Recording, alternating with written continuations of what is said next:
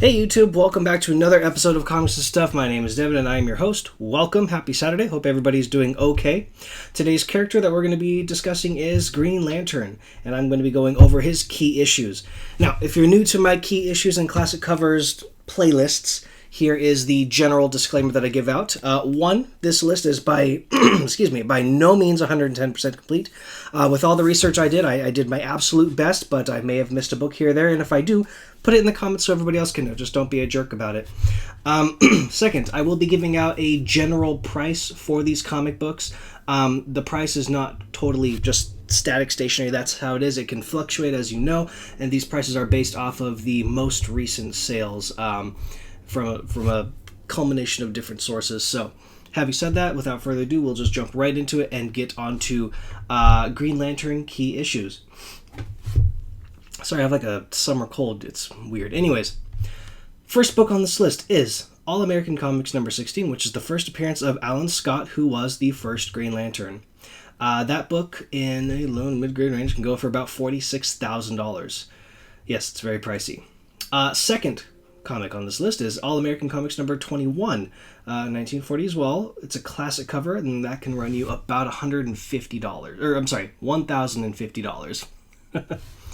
All American Comics number 27, 1941, which is the first appearance of the Golden Age Green Lantern's spunky sidekick, Dolby Dickles, and that will run you about $800. Green Lantern number 1 from 1941, once he got his own solo magazine. So that's the first issue, and that will run you about $5,400.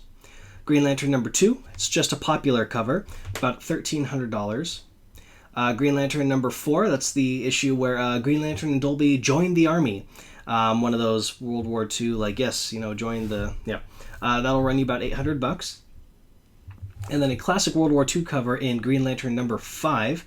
I love this cover, and that'll run you about $650. Next, we have Green Lantern number 10, which is the first appearance of one of my very favorite supervillains of all time, Vandal Savage. And in a lower mid-grade range, that will run you about $600.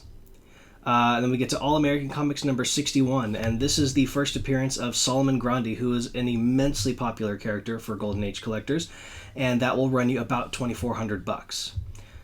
All American Comics number 89, which is the first appearance of the Harlequin, not to be confused with Harley Quinn, Joker's assistant, or sidekick, or now anti-hero, whatever. But the Harlequin, just a jester-type character, and that will run you about $400. Green Lantern number 29, which is a classic Harlequin cover, and that's about $450. And then we get into the Silver Age, Showcase number 22, which is the first appearance of Hal Jordan, the Green Lantern we've all probably come to know and love. That can run you around $2,000, maybe even more. Green Lantern number 1, which is just the first issue, about a $900 book. Brave and the Bold 28, it's the first appearance of the Justice League of America, which Green Lantern is a part of, and that will run you about $2,800. Green Lantern number 5, which is the first appearance of one of his greatest villains, Hector Hammond. It'll run you about $120. Green Lantern number 7. This is the first appearance of Green Lantern's greatest foe of all time, Sinestro. Many of you know him. Pink fella. Anyways. And that, in a lower grade book, that'll run you about $365, maybe even more. Green Lantern number 13, which is the first Green Lantern and Flash team-up. It's about $75, a little cheaper. And as we go, the books are getting a little cheaper as we go along. Anyhow, Green Lantern 14, this first appearance of this classic villain Sonar. It's about $50. And Green Lantern number 16, the first appearance of Star Sapphire, who becomes a major player later in years. That will run you about $160. Green Lantern number 23, the first appearance of the Tattooed Man, which is one of my favorite villains just because of the tattoos, and that'll run you just $40. It's not necessarily a super key issue, but it's one of my favorites, so thought I'd toss it in there. And then we got Green Lantern number 29, which is the first appearance of Black Hand, who's a decently big player in the New 52. I like the character. That's $75 in decent condition graded. I know that you can get it cheaper though. Green Lantern number 40, which is the first first appearance of the Golden Age Green Lantern in the Silver Age, for about $130.